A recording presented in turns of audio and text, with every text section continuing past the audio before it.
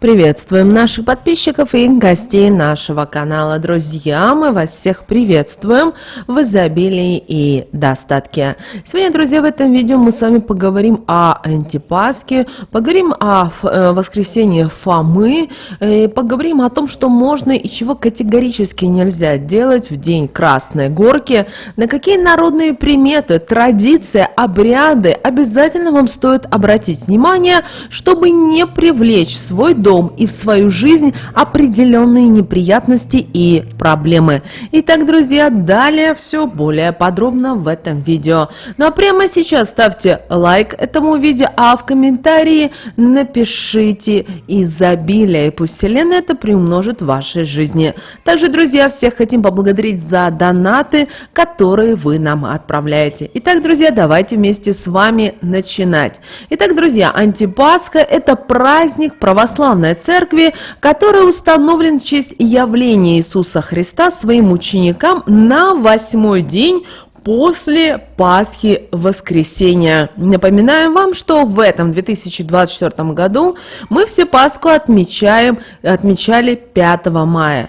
И вы знаете, этот день антипасхи, это как окончание Светлой Седмицы, которая следует особое торжество и означает в переводе как вторая Пасха. Или вместо Пасхи называют это еще как 8-й день. И Святая Церковь вспоминает явление воскресшего Господа апостолу Фоме, который отказывался верить в воскресение Иисуса Христа. И именно в этот день Господь вновь явился своим ученикам, в особенности к апостолу Фоме, чтобы убедить его своими ранами, что именно с ним встречались все свидетели его воскресения. И первое воскресенье после Пасхи носит название в церковном календаре как антипасха или воскресенье Фомы, воскресенье Фомы. И в народе еще этот день называли Красной Горкой. Название антипасха означает вместо Пасхи или противоположной Пасхи. Но это не противопоставление, а обращение к прошедшему празднику, как говорится, повторение его на 8-й день после Пасхи. Вы знаете, что с древних времен именно окончание Светлой Седмицы празднуется особо, составляя с собой замену Пасхи. Также этот день еще называют и Фоминой неделей. Воспоминания о чуде уверования апостола Фомы. Также этот день, 12 мая, который мы с вами будем отмечать как антипасха, также называют еще и Фоминым воскресением, потому что назван в честь одного из апостолов Иисуса Христа, который, к сожалению, позволил себе усомниться в воскресении своего учителя. Отсюда и пошло такое выражение, которое мы любим часто произносить, как Фома неверующий. И, конечно же, 12 мая в народе празднуется праздник Красная Горка. И обращаем ваше внимание, что антипасха еще переводится с древнегреческого как подобное. И можно перевести как воскресенье, подобное Пасхе. Или другая сторона Пасхи. Конечно же, можно сказать, ранее этот день еще связан с апостолом Фомой, которого прозвали неверующим. По каким причинам Фомы не было, когда Иисус Христос явился своим ученикам воскресшим, неизвестно. Поэтому, к сожалению, он не поверил рассказам и заявил, что пока сам лично не увидит раны от гвоздей на теле Христа, он не поверит. И даже сильная любовь к своему любимому учителю и горе от его потери, к сожалению, не позволили ему поверить в предсказанное. И, конечно же, 8-й день после воскресения Господь явился апостолу Фоме.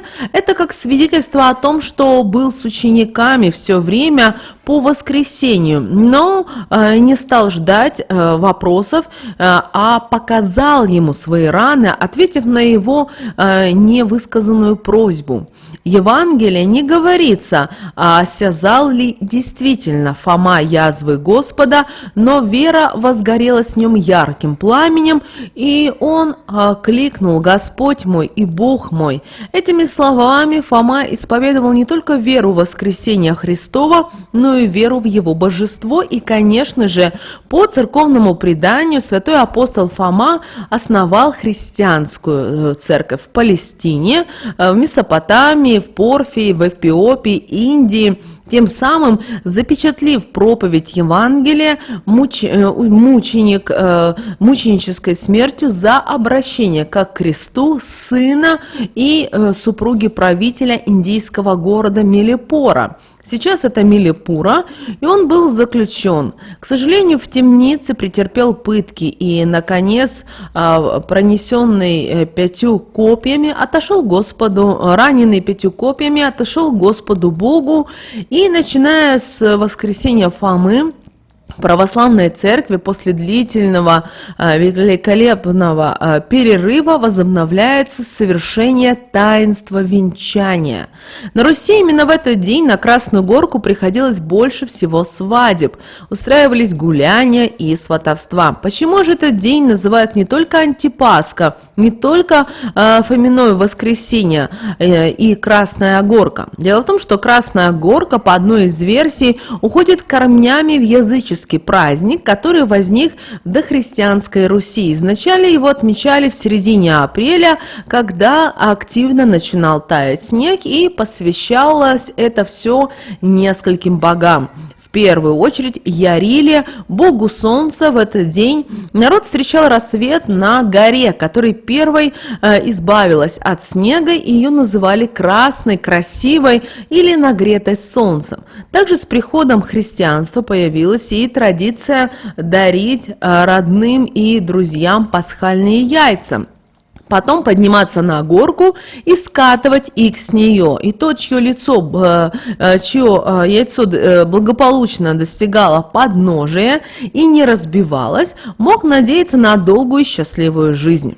Крашенки в те времена всегда красили в красный цвет. Отсюда и могло появиться название «Красная Горка». Знаете, этот день наши предки всегда праздновали с размахом. Его связывали с приходом весны, ожиданием пробуждения природы. Молодежь устраивала широкие гуляния с плясками, с хороводами аж до самого утра. Повсюду звучали песни, женщины снова красили яйца, девочки-подростки рано утром собирались в саду и делали на костре из принесенных дома яиц яичницу, а потом все вместе ели ложками. А девушки, недавно вышедшие замуж, во время хоровода символически переходили из разряда невест в замужние женщины. И из одного ряда хоровода в другой, также они не участвовали в гуляниях, считалось достаточно плохой народной приметой. Молодые люди верят, что если в этот день сидеть дома, то так человек и останется без пары или создаст семью, но некрасивым и с нелюбимым человеком. Именно в этот день после строгого поста в церкви наконец разрешалось венчание, поэтому и в народе считают, что все, кто женится на Красную Горку, будут счастливы в семейной жизни. Как же празднуется Антипасха? Она всегда празднуется в первое воскресенье после Пасхи и служит обновлением праздника. И на 8-й день вообще число 8 имеет символическое здесь значение. 8-й день обозначает жизнь как мера грядущего, поскольку сама Пасха выпадает на разные даты из года в год. То есть вслед за ней и смещается Антипасха ровно на неделю. Антипасха, с одной стороны, связана с воскресением Христовым, так как служила завершением 8-дневных пасхальных торжеств. С другой стороны, с таинством, поскольку в этот день или накануне крещенные на Пасху или Великую Субботу снимали белые крещельные ризы, и на каждой из воскресных служб, начиная с антипасхи, в храмах поется пасхальный канон как повторение празднования Пасхи. В церквях в воскресенье проходит крестный ход с обязательным окроплением святой воды на литургии, читается Евангелие от Иоанна из слова Иисуса, которые направлены к апостолу Фоме, который служил напоминанием для людей, что искренняя вера обладает духовным зрением. Также в этот день наши предки проводили обряды, в том числе и на богатство, на привлечение достатка в свою жизнь на протяжении всего года. Поэтому раньше в антипасху умывались именно с иконы, то есть водой, с которой мы все в доме умывали младших, и распространялось это в беседах с посторонними. А еще те, кто хотел быть при деньгах, в ближайший год бросали монетку в колодец.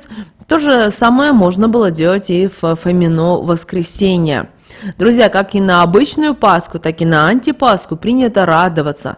В деревнях молодежь устраивала веселье, гуляние, водили хороводы, пели песню. Через неделю после Пасхи снимается запрет на венчание, свадьбы, поэтому парни и девушки приглядывали себе пару и обязательно гадали на суженого. Зажигали свечу и ставили на приоткрытое окно. Если она сгорела полностью и не потухла, значит вскоре поступит предложение руки и сердца. А вот если свеча гасла, значит еще год ходить одинокой. Также на воскресенье положено было сходить на службу в церковь, помолиться за усопших и навестить их на кладбище. Традиционно утром было принято умываться святой водой, которую заранее ставили перед образами на всю ночь. Вечером принято было собираться на семейный ужин, обильное угощение и приятная атмосфера. Чем удачливее будет тогда и весь год.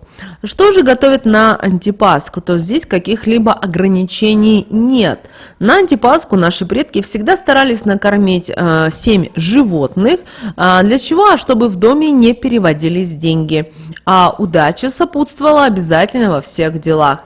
Если перед дверью оказывалось бродящее животное, его оставляли у себя или пытались где-то пристроить.